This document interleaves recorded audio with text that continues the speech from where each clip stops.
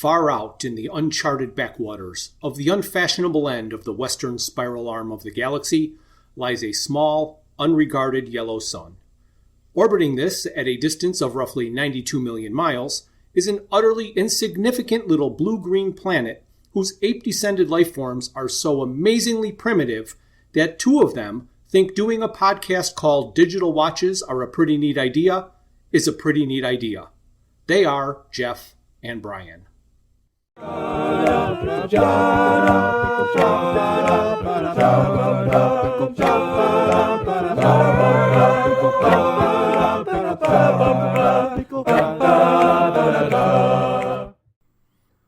there, this is Jeff. I'm with my friend Bryan, and this is our St. Patrick's Day bonus episode. Hey Jeff, how are you? Well, I'm doing great, Bryan. How are you? Well, frankly, I can't stop thinking about plank time and inflation. Plank time and inflation? Explain. Well, have you ever heard of plank time? I guess I have, but the definition of it has slipped my mind. Okay, so, and I'm not talking about inflation as in the price of gas going up here. I'm talking about cosmological inflation. Right. And plank time. Plank time was invented for the express reason of understanding the concept of the Big Bang. Okay. Because things happened in the early universe so quickly, they had to come up with some kind of way of dividing time down to its smallest increment. Oh, all right. Planck time is basically defined as the smallest increment of time that they could come up with.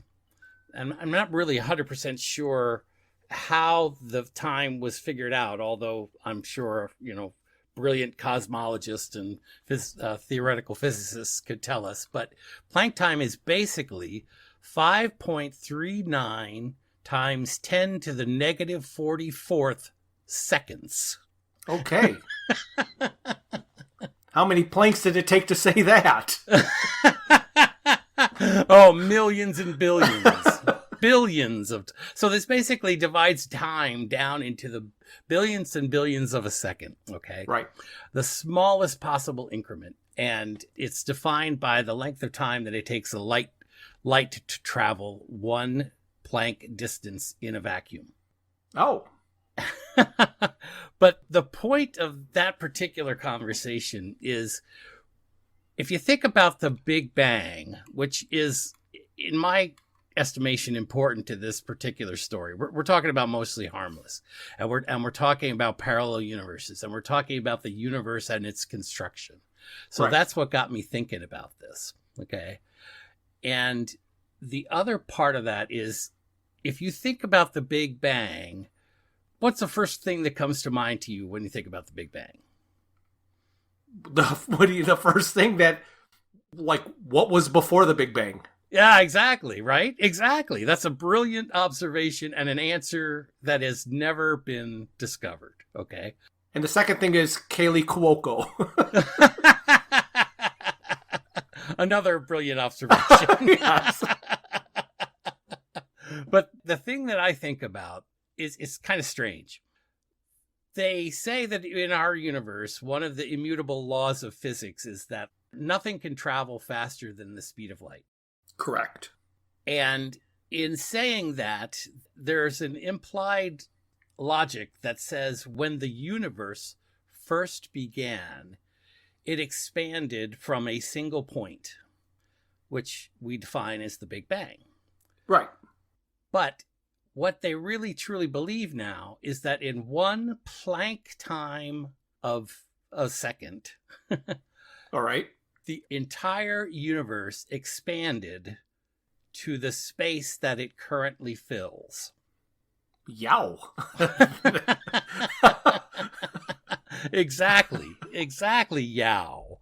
It's a concept that's almost undefinable in its imagination. And how these guys come up with this logic, it just blows the mind. Right. And in fact, not only did they say that the universe expanded during that one length of time. It expanded, and all of the universes that exist were created at that moment. Okay. Wow. That's it, folks. Thanks. We're done. We're good. We're done.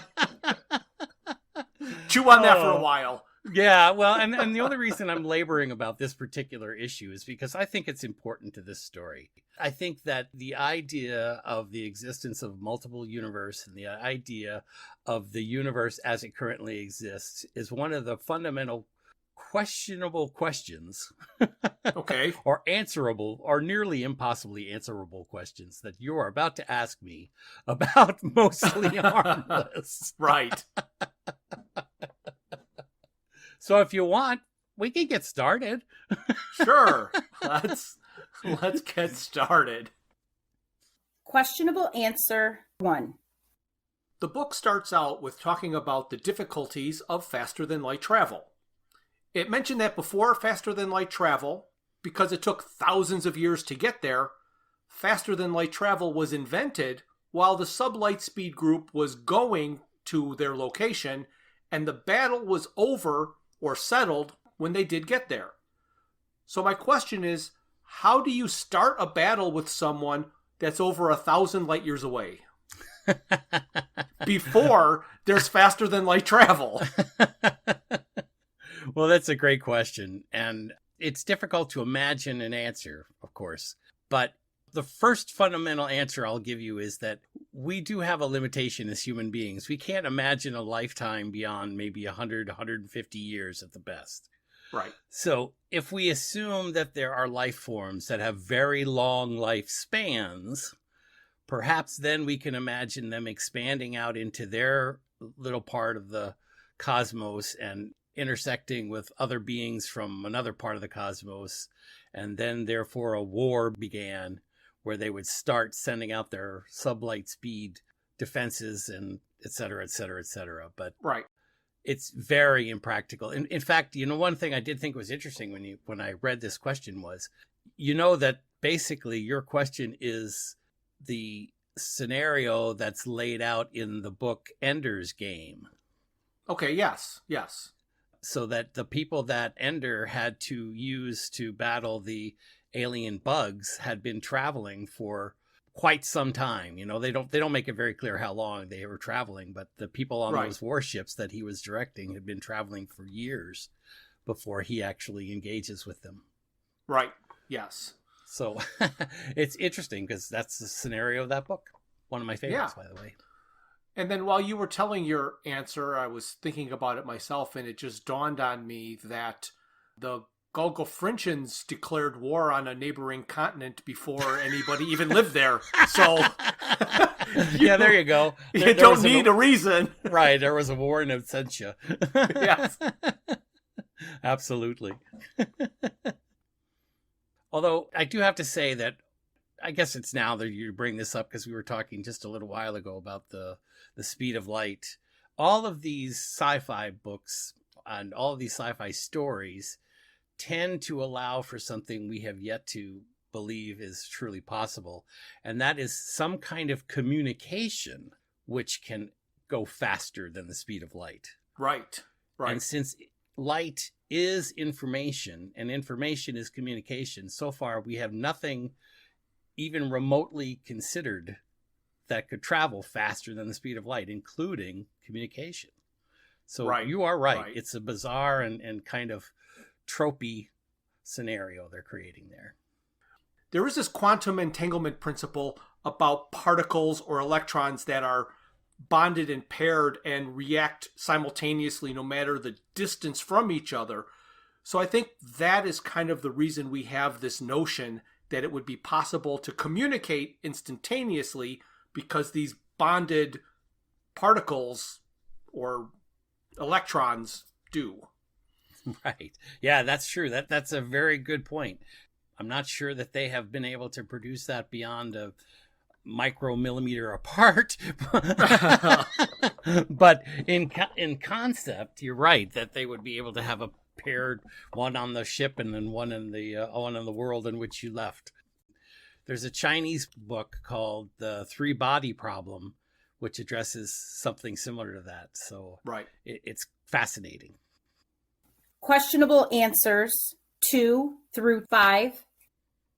All the minds and memories of the Grebulon crew were stored in the mission module.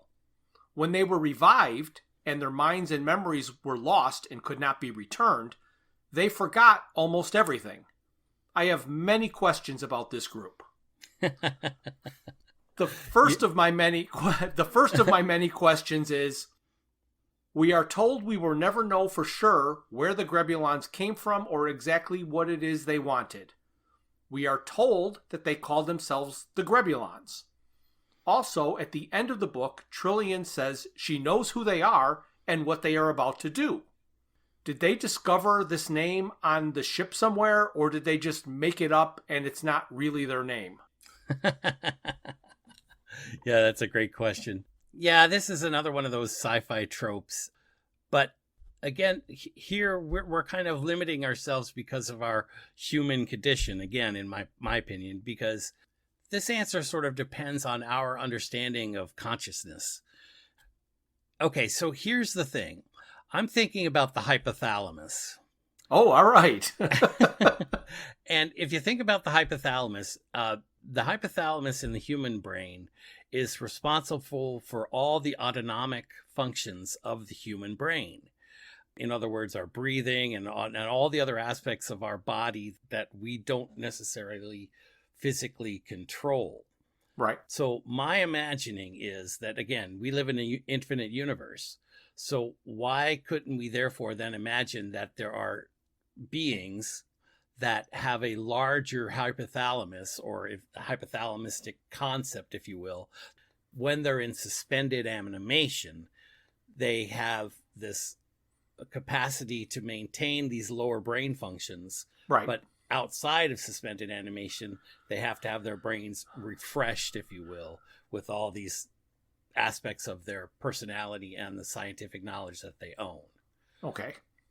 And I guess one of my issues with this beginning, we were told that we will never know where the Grebulons came from or exactly what it was they wanted, is that he tells us at the end. Yes, he does. He not only tells us at the end, he tells us that Tricia knows. Right. And so it's funny. There's a couple of these questions in here where they seem contradictory. But again, it's because the Grebulons and Tricia, and for that matter, it seems Adams, has been affected by these reverse temporal engineering. They only remember after the fact. All right, so I'm going to go on with my questions. Mm-hmm. You kind of answered a lot of them all in your first question, but we're going to go through the questions anyway because, by golly, I wrote them down. Well, there's more aspects to some of these questions than just the one concept. So when they stored and backed up their minds and memories, why would they delete the originals? Again, I did answer this one, I believe, in that they didn't delete them.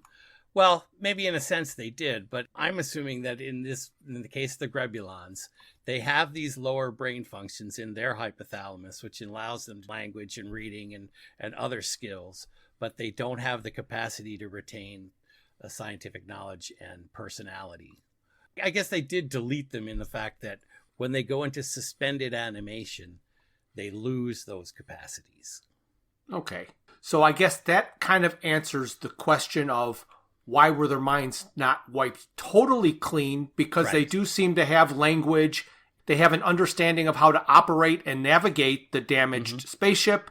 And they know how to use all the monitoring equipment. They just don't know about their personal lives. So their hypothalamus lets them keep their job skills? Yeah, I guess. I mean, as you get to the other parts of your question, I have further information. Actually, this is a good question because I'm not even sure what level of expectations we should have of the Grebulons after they get out of suspended animation. I think you're absolutely correct. It's kind of silly that we assume that they can do all these functions but can't remember who they are. But I kept thinking to myself, well, if I was on an automated spaceship that was flying with the kind of intelligence that was required and the kind of intelligence that they mention to maintain the ship while I was in suspended animation, I'm assuming that I don't have just one form of backed up information. In other words, I wake up and I've got a pamphlet that tells me how to open the closets, you know? Right. and there's pictographs and there's drawings or there's other things lying about the spaceship that tells me how I can interact with different parts of the ship. Okay. Right. Owner's manual. Yeah, exactly. Like a manual of some sort. And a physical manual is what I'm thinking, because obviously they've lost all their computer manuals. Right. All the doors have a little wave your hand over the sensor to open it sign. Exactly. That's exactly right. So my last question is, they seem to have notions about what it is exactly that they have forgotten. They also mention that they know what they lost is hurtling through space. One of the Grebulons says, amongst the things we have forgotten, which we think are many and profound, is trigonometry. So they know there is trigonometry, but they have forgotten how to do it. How do they know what they don't know and why they don't know it? And don't you need trigonometry to navigate the ship? Yes, you definitely need some forms of trigonometry. But here's my thought on that. It's not really clear when they started calling themselves Grebulons or when they realized that they knew that trigonometry existed. But here's what I do think. When they come out of the suspended animation and the ship reanimates everyone, the first thing the ship does is find a planet to land on and an object to monitor. Correct. Okay? And later we learn that the object is Earth and the planet is Rupert. Right. So I don't think they learned about trigonometry until after they started monitoring Earth. And in their monitoring of the Earth, they discover the sciences that the Earth had, including trigonometry. Oh, that makes sense. Navigational skills and various things that they didn't remember. Right. But of course, they wouldn't be able to get a deep understanding of those things because it's not typically the kind of things we put on TV. Right. Right. No, no, it's not. Could you imagine an entire world that was educated only purely on the television? Well, I think we're almost looking at it. Okay, yep, I guess you're right. To some extent we are, aren't we? Questionable answer 6. The book said, Tricia began to feel that the world was conspiring against her. She knew that this was a perfectly normal way to feel after an overnight flight going east, when you suddenly have a whole other mysteriously threatening day to deal with, for which you are not the least bit prepared. When I first read this, I thought it implied it was like getting an extra day you did not plan on. However, when traveling east, you lose time, or a day depending on how far you travel. So what is the mysteriously threatening day that is being referred to? Well, here you have an advantage over me, sir. I have never done this kind of traveling before. So I don't have a real reference for what it is like to do that kind of traveling where you travel so many hours into the past, future. Right. The closest I could, well, I haven't even done anything in my adult life. I mean, I've been out to California a couple times, but that's a different way. When you travel west, you're right, it's a little different. The way the time zones work is that as you travel east, like you're on the East Coast and I'm in the Midwest, you are an hour ahead of me. Mm-hmm. So if I travel east, there's the time I'm taking, plus I lose the hour going there. Right. When you go back, I gain an hour. So I leave at noon, drive for 12 hours, and I'm here at 11. Right. So it's backwards, and I don't know if there's a real thing in there that I'm missing or if it's just backwards. I think it's backwards, but the only other thing I thought was perhaps what he means is that since she was traveling at night, she was sleeping and lost that time and then woke up to a new day. That could be. Kind of a weak example, but that's the only thing I could think of. And because she was taking the red eye. Yeah. So I don't know if that's what he meant, but I think you're right. I think he did it backwards. That saddens me. I don't know. I don't know the answer. I mean, that's the only thing I could think of. And you're right. It doesn't make sense. But I do understand his concept of falling asleep on a plane and waking up in the daytime. So it's everything went faster, but you didn't gain an extra thing. Right. It's just all of a sudden it's day. Right. So time goes faster when you're traveling east. Right. So the mysterious day just comes on you sooner than you expected rather than in the normal amount of time. I think that's a really good explanation, Jeff. I'm trying to figure it out. It was, like I said, that's why I put it in here. I wish I had a better answer, but since I have no experience, I can't tell you. Questionable answers 7 through 9. All right, here's another multi-part question.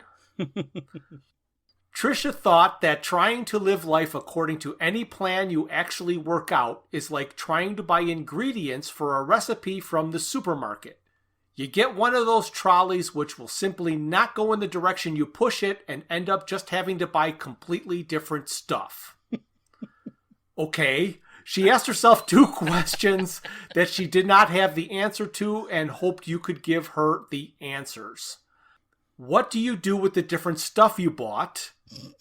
And what do you do with the recipe? A third question I have is, are you planning to keep in reserve the excuse of a wobbly shopping cart wheel to use when you get home from the store with a bunch of junk food? The cart made me do it. Oh, see, now for a man, that would be a perfect question. And I have to ask you, Jeff, is this a rhetorical question?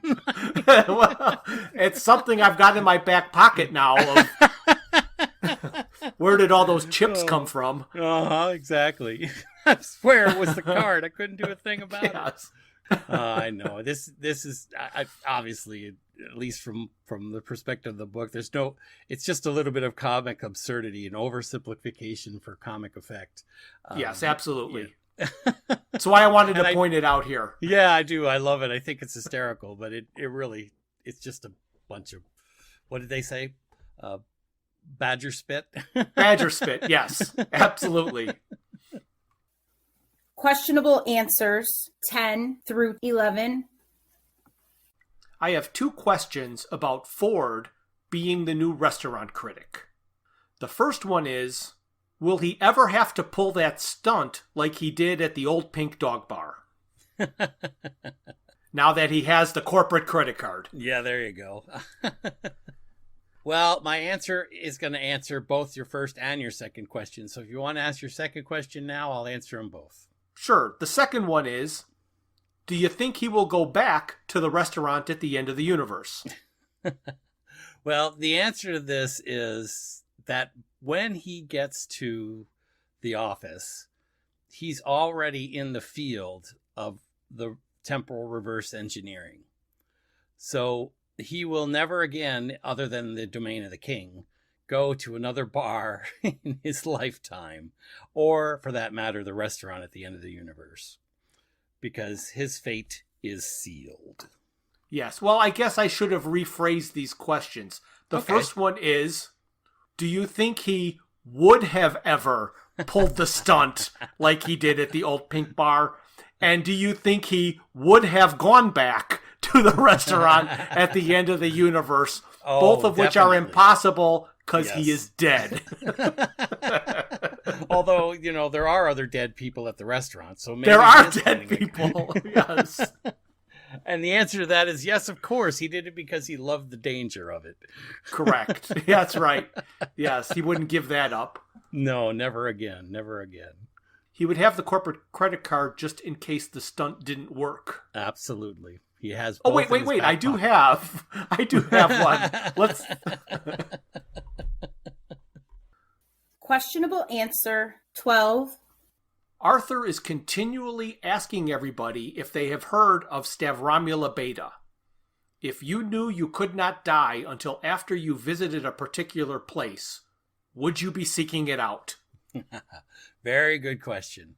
And here's my answer. When he is asking about it, my assumption is he's asking about it so that he can figure out a way to avoid going there. That would make sense. You have to know where it is before you can intentionally not go there. Exactly.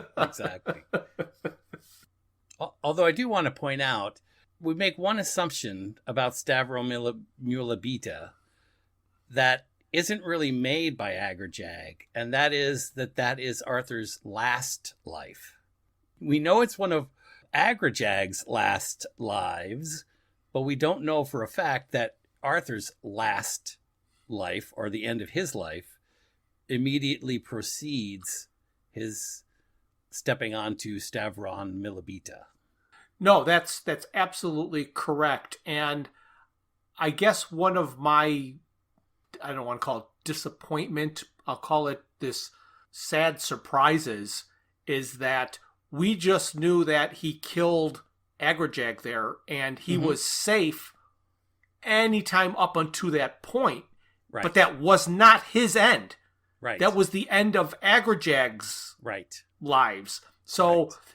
I was extremely disappointed at how quickly Arthur's end came after seeing that matchbook and having Agrajag go down by random. I agree 100%. Questionable answer 13. In the book, they mention that we as human beings have no comprehension of what a computer terminal is. And if a computer terminal is not some clunky old television with a typewriter in front of it, but is instead an interface where the mind and body can connect with the universe and moves bits of it about, why did Deep Thought, the second greatest computer in the universe of time and space, seem to have a terminal that we would recognize as a computer terminal? I love it. And to me, it's a simple answer. Let's see now. At this point, Deep Thought is actually 17.5 million years old. Okay. So even if he is, and he is, as he's defined himself, the second smartest computer that ever existed, his technology is over 17.5 million years old. Okay, so he's an awesome computer, but he's stuck in a clunky old box. Right. The technology, the interfaces have improved over time. Even though the Hitchhiker's computer systems are by far less superior and less sophisticated than Deep Thought, the interface has been improved by that 17.5 million years of technology. So that makes a lot of sense. I understand that.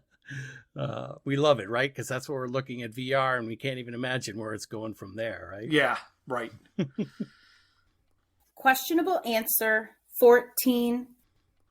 When Ford was hacking into the computer at the Hitchhiker's Guide to the Galaxy offices in order to have all of his expenses automatically approved, he gained access to the computer and a small flock of mean and steely-eyed creatures with pointy little heads, pencil mustaches, and querulous demands as to his authorization came swooping through virtual space toward him. He produced an ID card that they scanned. How do you produce a real ID card in a virtual computer universe? Oh, you're going to hate me. No, it's no. Oh, it's I got easy. an easy answer in my head, so we'll just see if it's the same one. He reached into his pocket and he pulled it out. I mean, presumably the wow, car. Wait, hold on, stop. Yeah, I know. But remember, he's in a physical space. He's also in a virtual space. And presumably, if you have this kind of an ID card, it's designed for this kind of activity. So if he reaches into his pocket, it's got some kind of, for lack of a better term, Bluetooth connectivity. Okay. So he reaches in his pocket, he pulls out the card. All right. So what he's seeing, or there could even be a physical scanner scanning his real card when he pulled it out, and he's just seeing the pointy-headed, pencil-mustached... Querulous beings. Querulous beings, yes. I love the description, though. I just imagine to myself that Adams is walking up to the editor's desk and asking for a check. Right. And he's literally describing the guy that has to write the check to him. Yes. A pointy head, little pencil neck. Yes. Oh my gosh. Questionable answer 15. On the planet Hawalius, many of the oracles were closing shop because the news broadcasts were broadcasting the future. One of the reporters was Trillian. It was never explained why or how that was possible. So I'm asking you. Gee, thanks, Jeff. And frankly, when I read this question, I was a little confused as to what answer I was supposed to be giving you.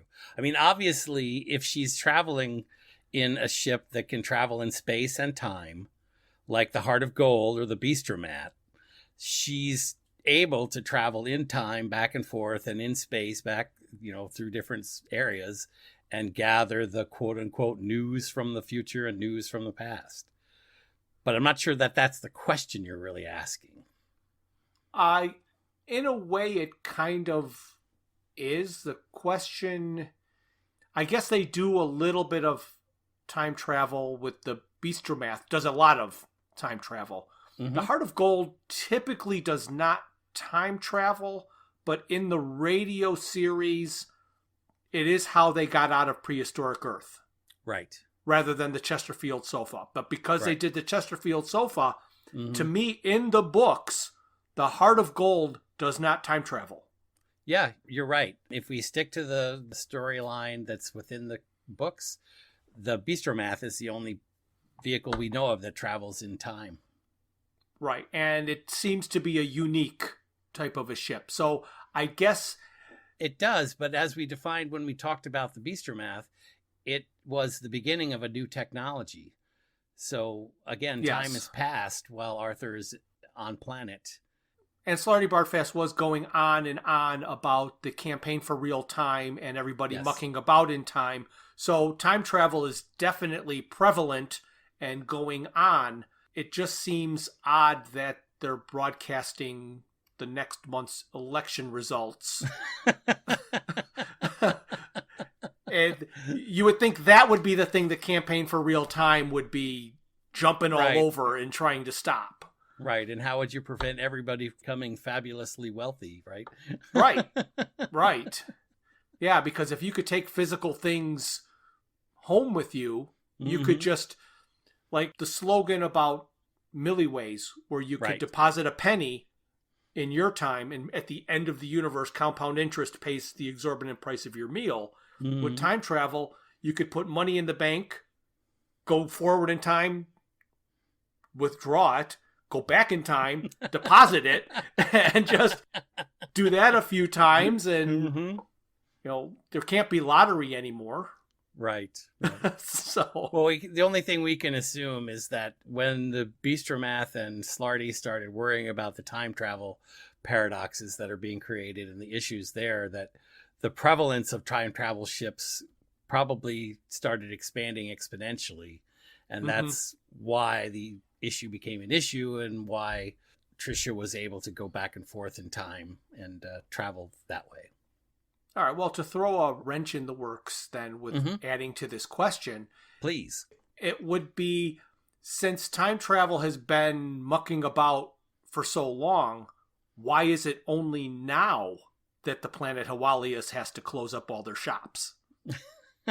How come they didn't go out of business? Hope is the last thing to go.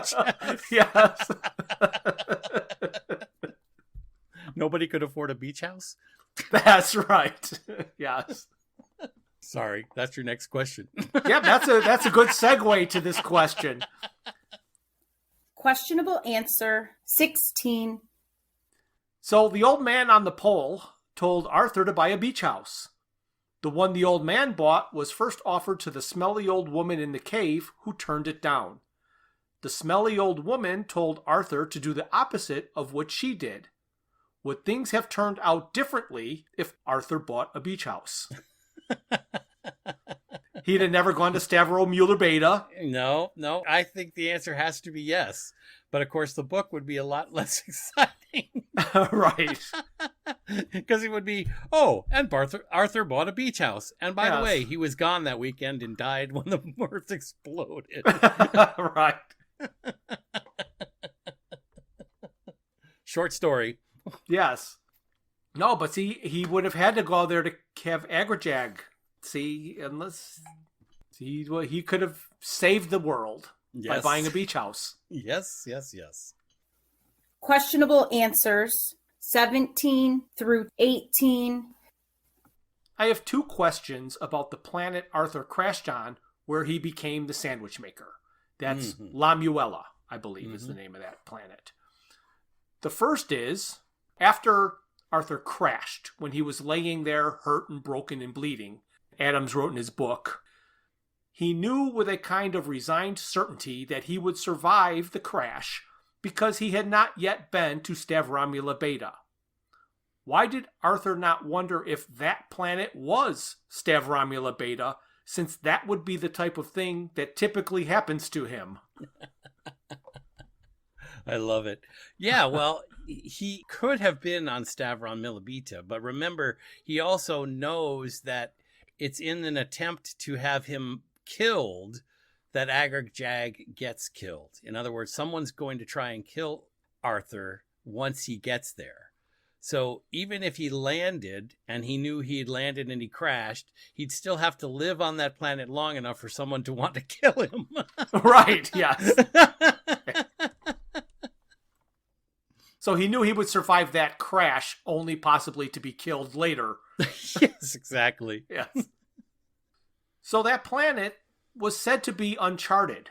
However, Trillian was able to track him down fairly easily and said that the authorities knew what happened and where he was the whole time. Also, Ford was able to mail a package to him. Is this some strange usage of the word uncharted I was previously unaware of? Yes, of course. Oh, gosh. Well, and the simple answer to this is the act of the ship crashing on the planet caused it to become charted. Okay, well, there we go.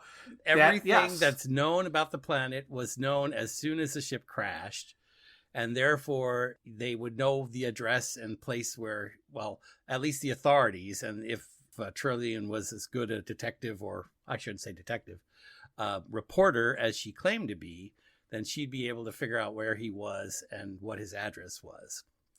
Now, Ford is another question, and a good one, by the way, but it didn't really matter what Ford wrote as an address for Arthur, because he was already, again, in the temporal reverse engineering part of his life plan. Therefore, Colin, the robot, was going to guarantee that Arthur got the book just as was planned. So as for the Uncharted, it's like we did not know that that island existed until the cruise ship ran aground. Yes, exactly. And now we do. Exactly. Yeah, okay. Exactly. And it's a great place to get margaritas, by the way. That's right. Questionable answer 19. This next question is going to be about the filters, which we talked a lot about during the episode, but I'm going to still keep this question in here because it's a fascinating concept and there's lots and lots to explore. Mm-hmm. The guy told Random, your universe is vast to you, vast in time, vast in space. That's because of the filters through which you perceive it. But I was built with no filters at all, which means I perceive the whole sort of general mishmash, which contains all possible universes, but which has, itself, no size at all. Filters block what comes through. So, how does the perception of the universe get smaller when the filters are removed?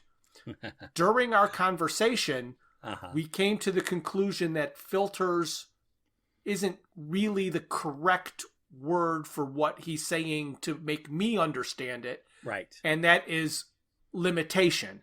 Right. And a filter to me is a limiter, not a limitation, but he seems to be talking about limitations. So I'm really curious about how everything gets smaller when you see all of it. Right. And man, this is such a good question, and I know we talked a lot about it in the podcast earlier, but here's a new answer. Okay. That just completely sort of blows my mind, okay? Oh, all right. You ready? I'm ready. Here's the answer. Blow me. Yep.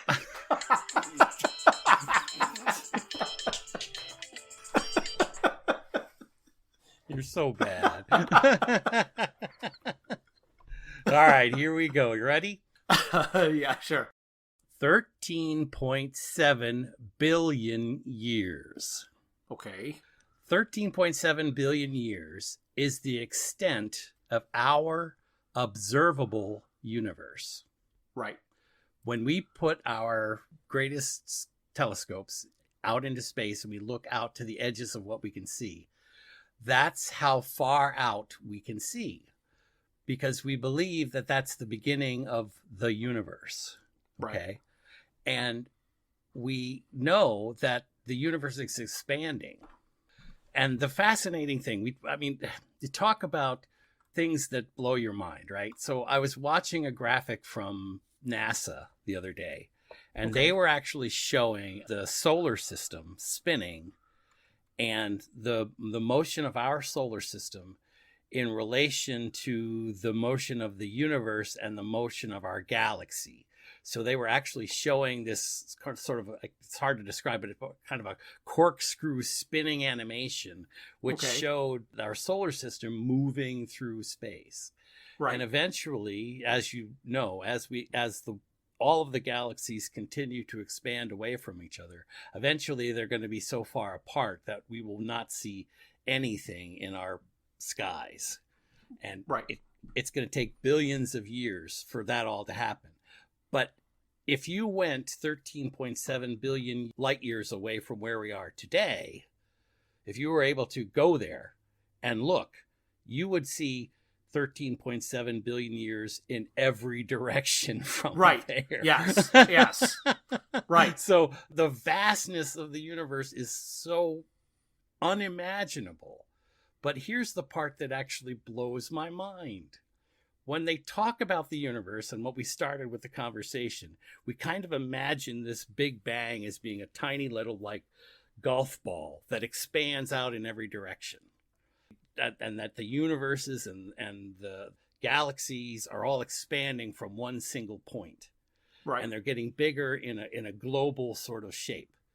But the theoretical physicists say that the universe is actually flat. Flat. Flat. You're a flat universer?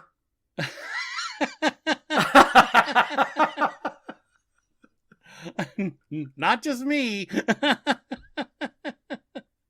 All those crazy people out there that are a hell of a lot smarter than me understand. Define flat. If flat simply means thinner than it is wide, then okay, but if they're saying, what they say is, if the universe were observable from outside the universe, it would look like a sheet of paper. It would look like a galaxy or like a solar system. Yep. A flat sheet of lumpy paper. Okay. But the thing of it is, they also say there is no outside of the universe. Right. So it has that same answer. It's like, how can there be a flat universe and there be infinite space within it? Yes. Feel free to gibber. Right. One of my favorite ways of describing the universe and the I'll say the theory of relativity, because everything happens from your point of view. So When Yes. we're looking at things, we have to actually imagine we're the ones moving, not everything else moving, because we're stationary to us. Right. And everything's moving away from us, except if we go over there, and then everything's moving away.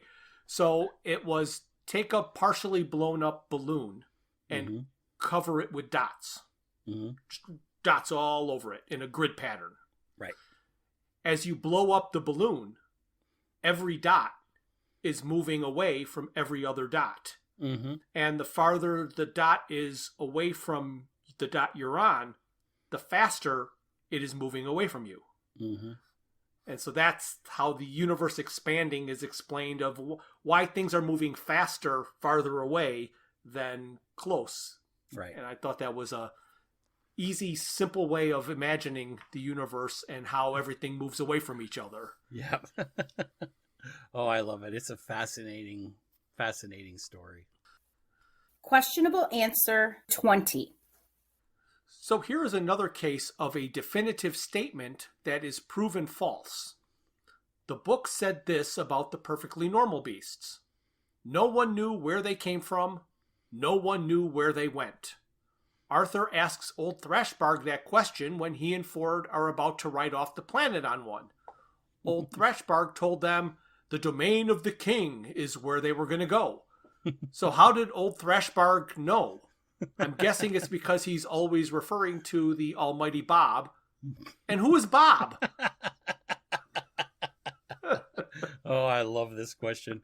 It's really kind of fascinating. I would defend Adams in that his answer is not what I would call definitively false. Okay. And let me explain. The first thing that we want to understand is that the beasts go in one direction in the spring, we'll say, and the other direction in the fall. Okay. Right. So we really only know of one place in one direction for the beasts. Right. So if they're going towards, let's say, the spring and they end up in the domain of the king, we'll say that's to the left. But if we don't really know where they came from on the right. No, we don't. Okay. And on top of that, we don't even know if they stay in the domain of the king and whether they came from the domain of the king or whether they continue on to another place where they originally came from. So we don't know where the beasts came from. We know where at one point where they go to, but we don't know really where they came from. No, Okay. no, because nobody wrote it in that direction yet. Yeah, exactly. And so the answer to that is the funny part, I think, is kind of funny. Can you imagine, how does Thrashbog know where he came from? Well, here's my first thought. So the beasts are galloping the other direction, we'll say to the right now in the fall. Okay. And on the horns of the beast, they get a concert flyer. Oh!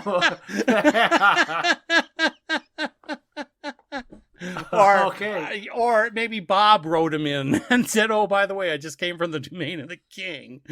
Right. Because we know that's the name of the bar, right? Yes. Yeah.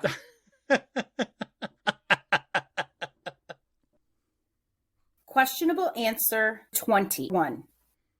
The king in the domain of the king is obviously Elvis Presley.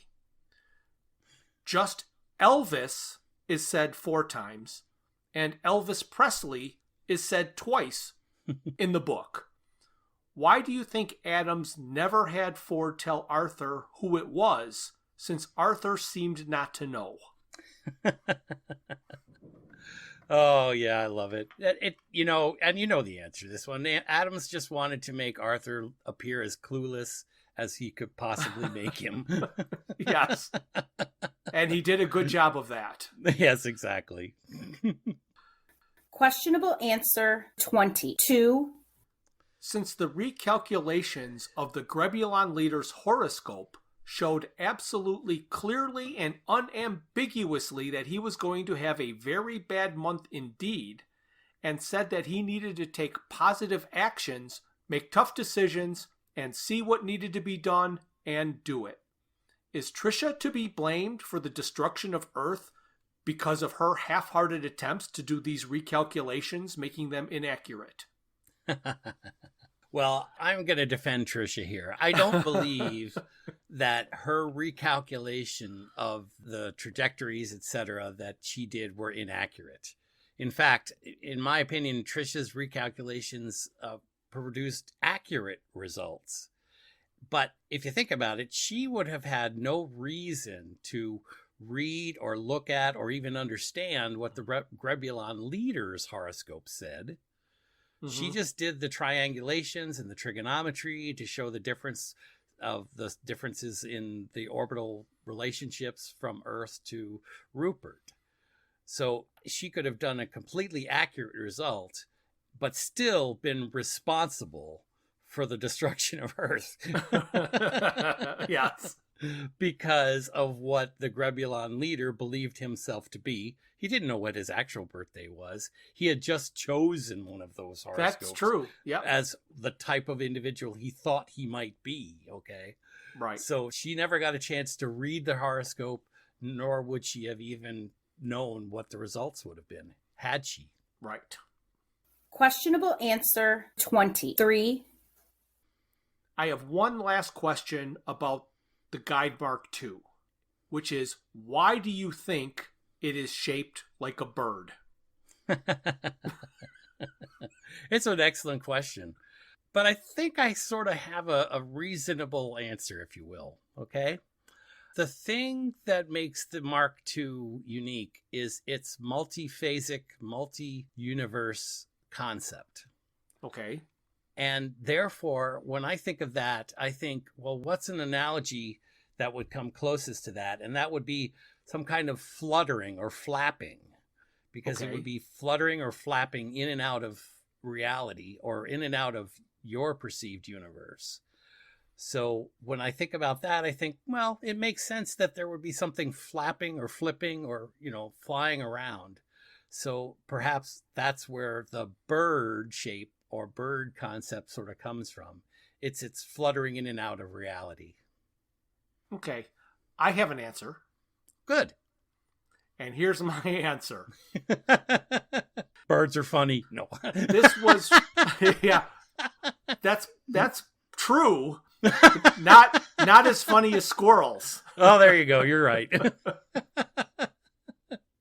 This, remember, is written by human beings. Yes.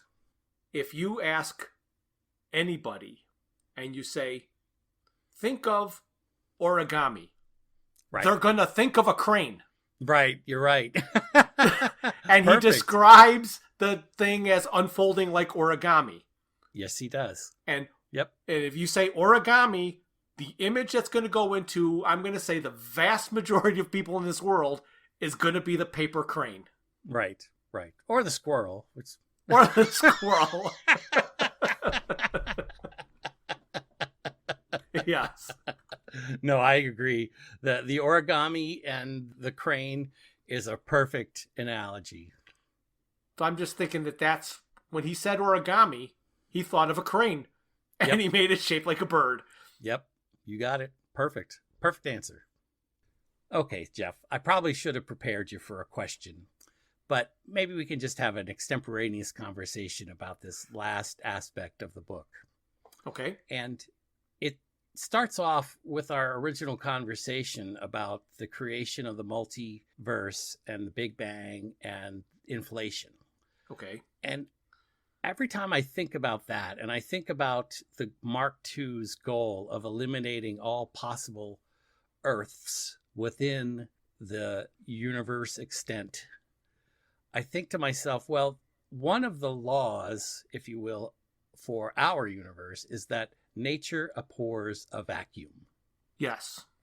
And I just keep thinking to myself, if you were able to collapse all of those planets that were Earth-ish in nature and all of them at once, don't you think it would have caused some kind of catastrophic event, like another Big Bang, to start off again?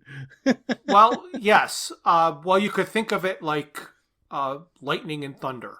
So thunder is air masses clapping together after the lightning burns away the atmosphere. Right. So, yes, nature abhors a vacuum. The lightning burns it away. It closes right back in immediately, creates thunder. So, yes, if somebody totally destroyed and removed a string of planet-sized sausages, then something would happen. Something would definitely happen. And I don't know if it would be a big bang, but yes, I don't, well, let's see. What could possibly happen? Have you come up with any ideas? I haven't been able to. I just think, like you say, there would be some kind of catastrophic event that would happen at the collapsing of those spaces, you know? Right. Well, just if you are in the water while your ship is sinking, as the ship goes down, it pulls lots of things from the surface down with it. Right. So the last place you would want to be is kind of in an orbit around a planet that it was just about to be wiped out of existence in every parallel timeline universe. Right. Yep. So I do think that that's a very catastrophic ending to this entire story. It just beyond comprehension what would occur. Definitely cataclysmic, I would say. Definitely cataclysmic. Yes. Without a doubt. Hey, Jeff, are you ready to say goodnight? I think I am, Brian, because I've got to get out of here. I've got an Elvis concert to get to. Hey, Don't be cruel. I was just in Florida and like Elvis canceled because he had COVID. Oh, really? Oh, what a Yes. shame. You can't make that stuff up. No, it's true. Thank you for listening to Digital Watches Are a Pretty Neat Idea. Look for us the first Thursday of every month for a full episode. We will also release a bonus episode later in the month. A very special thanks goes out to Luke, Max, Greg, and Tim Lesnick for arranging and performing our opening theme. We would also like to thank our talented friends and family for their voice work on our introductions and commercials. A very special thank you goes out this episode to Kelly Lesnick for counting up our questions. Visit our website at digitalwatchesareaprettyneatidea.buzzsprout.com, where you can find links to all my Hitchhiker's Guide to the Galaxy inspired t-shirt designs. You can find us on Facebook and YouTube as Digital Watches Are a Pretty Neat Idea, on Instagram as Watches Idea Podcast, and on Twitter at Watches Idea. If you'd like to contact us, our email is digitalwatchespodcast@gmail.com.